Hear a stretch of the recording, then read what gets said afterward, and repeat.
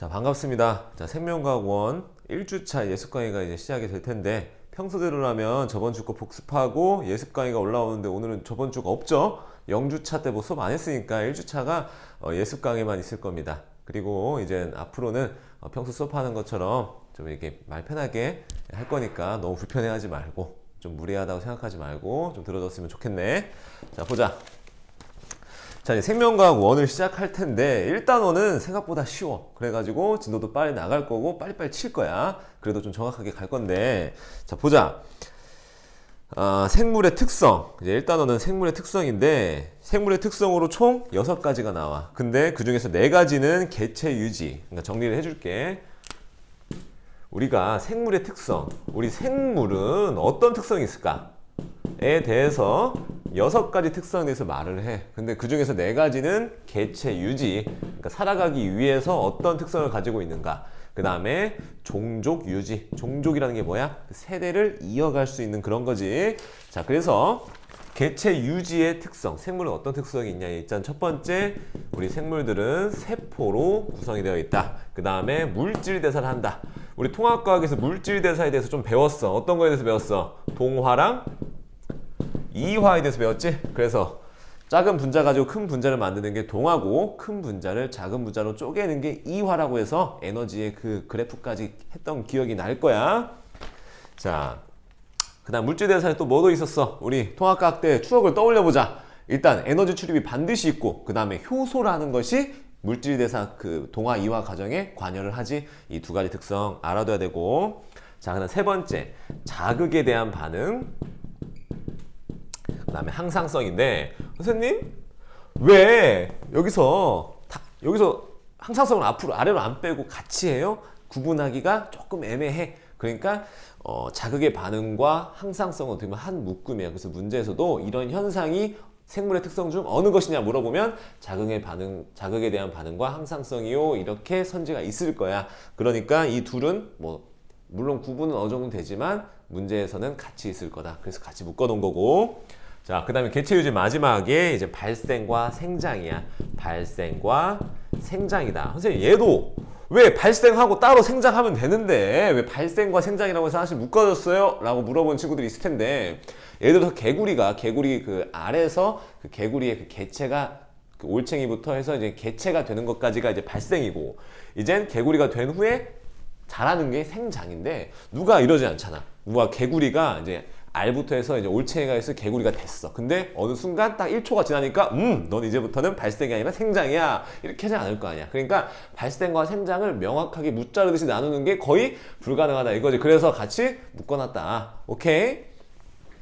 자, 이제 개체 유지 4가지 특성을 받고, 이제 2가지 종족 유지라는 것은 이제 자손을 이제 번식하는 건데, 일단 종족 유지에는 2가지가 있다. 생식과 유전이 있다. 생식이라는 게 뭐야? 우리 무성생식과 그 유성생식으로 나눠서 볼 거야. 단세포 생물들은 무성생식을 하고, 다세포 생물들은 유성생식을 하는데, 생식이라는 것은 말 그대로 낳는 거고, 유전이라는 것이 뭐냐? 그 어버이, 그러니까 엄마 아빠의 형질이 자손에게 유전된다. 그런 식으로 형질이 닮는다. 이것을 이제 유전이라고 해서 얘네도 같이 묶어서 얘기를 해. 오케이. 그 다음에 적응과 진화를 한다. 적응과 진화. 얘네도 왜 묶여 있냐면, 우리 통합과학에서 배웠을 거야. 진화라는 것은 뭐야? 우리가 환경에 잘 적응한 개체들이 자연 선택이 돼서 그게 오랜 시간 누적돼서 진화. 그러니까 진화라는 것은 유전적으로 이제 변화가 일어나서 다른 종으로 구분이 된 거야. 우리 핀칫의 예시 기억나지? 처음에는 한 종이었다가 여러 가지 섬에서 각각의 환경에 잘 적응한 애들이 각각 섬에서 한 종이 된다. 그래서 그게 진화가 되었다라고 배웠지. 그래서 적응이 누적돼서 진화가 되니까 얘네를 따로 구분하지 않고 하나로 묶었다. 자, 여기까지 하면 우리 생명과학 1주차의 절반이 지났어. 물론 수업 시간에 더 자세히 하겠지. 지금은 예습 강의니까 맛 빼기. 오케이.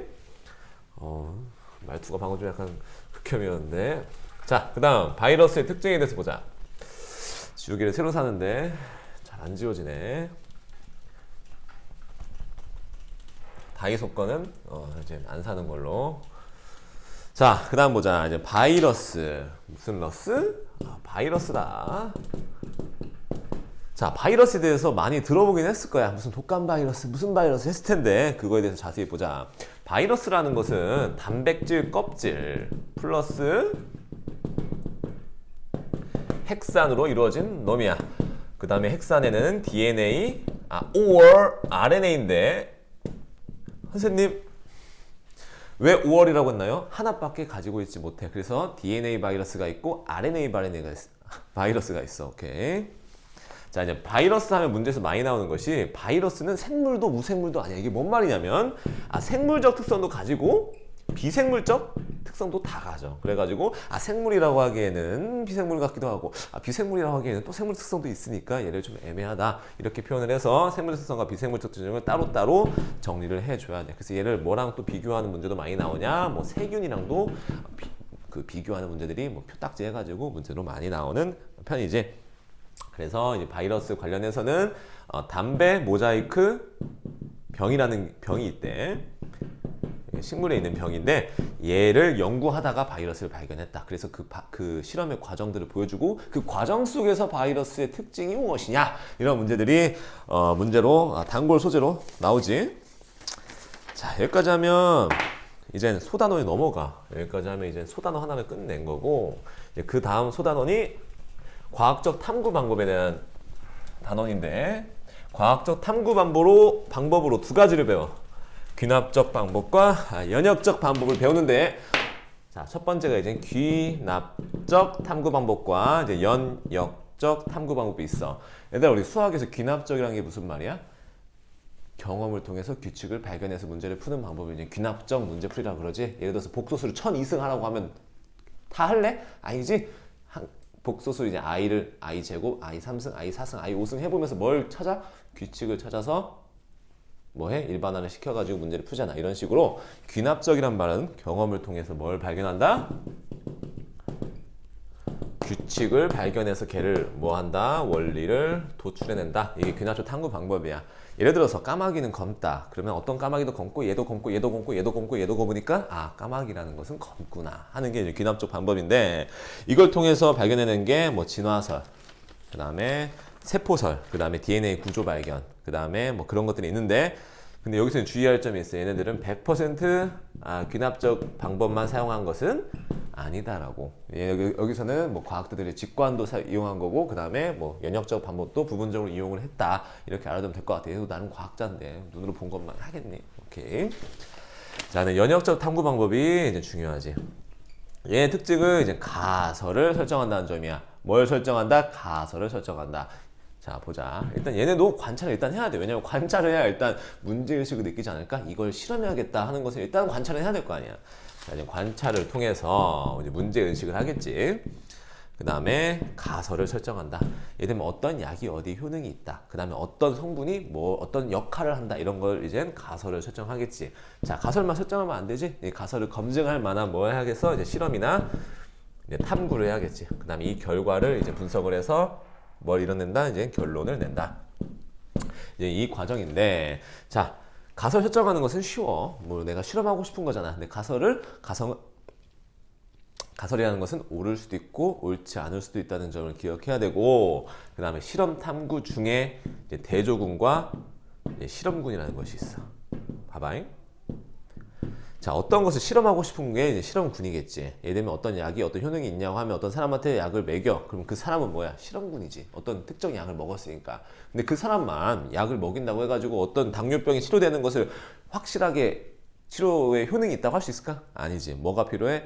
약을 먹지 않은 사람들, 약 이외의 모든 것을 통제한 사람들. 그러니까 통제했다는 것은 다 똑같이 한 거. 물 먹을 때 이 사람도 먹이고 다 먹이고, 밥 먹을 때 다 똑같이 먹이고, 이런 식으로 대조군이라는 것은 실험군과 반대로 이 약을 먹지 않은 사람들이야. 이걸 설정을 해줘야 되고, 그 다음에 독립변인이라는 게 있고 종속변인이라는 게 있는데, 독립변인으로는 통제변인과 그 다음에 조작변이라는 것이 있어. 자, 봐봐. 아까 또 약을 예시로 들게. 아까 내가 뭐라고 했냐? 실험군한테는 내가 실험하고 싶은 것을 먹이고, 대조군한테는 그 이외의 모든 것을 통제한다 그랬지. 이게 바로 이게 이용이 되는 거야. 자, 독립변이로는 통제변이과 조작변이 있는데 조작변이는 내가 실험하고 싶은 것을 조작하는 거고 통제변이는 그 이외의 것을 모두 통제해야겠지. 자, 그래서 문제는 여기서 많이 나와. 이게 뭐냐면 어떤 실험 과정을 보여주고 이 과정에서 얘는 뭐 조작변이냐 통제변이냐 그 다음에 이 실험에서 잘못된 부분은 뭐냐 뭐 이런 식으로 문제에서 물어보니까 완자체 보면 이런 관련된 문제 많이 나오거든. 수능 문제까지 나오니까 그때 문제로 같이 보면 되고 이제 연역적 탐구 방법으로 이제 밝힌 것이 뭐 페니실린의 효능 그 다음에 뭐 탄저병에 대해서 연구할 때 연역적 탐구 방법을 사용했다 이런 식으로 알면 될 것 같아. 자, 이제 생명과학 1 첫 주차 1주차 예술 강의가 끝나는데 이제 일요일날 실물로 볼 거 아니야? 그때 반갑게 인사해주고 그다음에 뭐 내가 수업 때도 얘기하겠지만 나는 이렇게 항상 그 멍해 있는 친구들 있지 되게 싫어해. 항상 깨어 있어야 돼. 그래서 내 신조 나의 그 좌우명이 always awake 항상 깨어 있어야 돼. 항상 생각하고 항상 고민해야 돼. 내가 어떻게 하면 뭘 이룰 수 있을까? 어떻게 하면 내가 점수를 올릴 수 있을까? 응? 나 같은 경우는 어떻게 하면 이걸 설명할 수 있을까? 어떻게 하면 애들 성적을 올릴 수 있을까? 고민하자고. 오케이? 항상 고민하는 것 속에 발전이 있을 거다고. 골골대지 말자. 알겠지? 자, 이제 마지막으로는 이제 존댓말로 마무리할게. 자, 1주차 예술 강의 마무리했고 수업 때 봅시다. 감사합니다.